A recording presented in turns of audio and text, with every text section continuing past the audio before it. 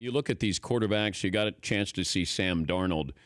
We get hyped up over these kids because somebody's new that comes onto the scene, and then all of a sudden, defenses get a chance to go at him a second time. We get a chance to analyze him a little bit more. What did you see from Sam Darnold? And if you were his father, what advice would you give him, whether it's coming out or going back?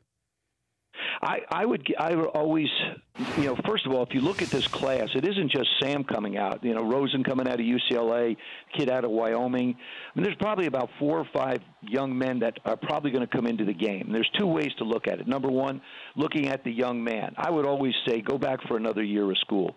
Go back and grow up sociologically, physiologically, get physically stronger, continue to work on your skills. That's one part of it. The other side is we don't have quarterbacks in the National Football League, Dan.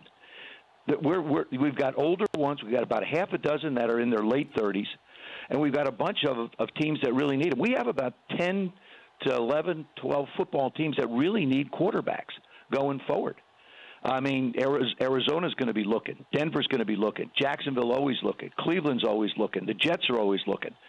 So if you're coming out, if you wanted to come out this year, there's going to be a place for you in the first round. So, as advice, as a parent, I'd say get your education because you can't, believe me, and I know injury could end your career quickly.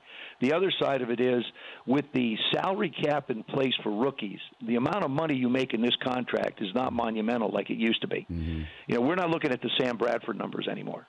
We're looking at a max, I think, of 21 over a 5-year period. Like, for example, take Dak Prescott's contract. Was it $400,000, I think, last year? Yeah. Not counting the bonus. And so, the economics aren't there to drive it. So as a parent, I'd say get your education. Go back for another year of school. But then, as a player, what's that school got on the field to support you? Because you've heard me say this many times. The quarterback position is the single most dependent position on the field.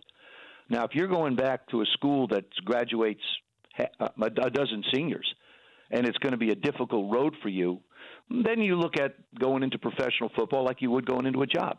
I'm going to go someplace where I get a chance to be able to work on my trade.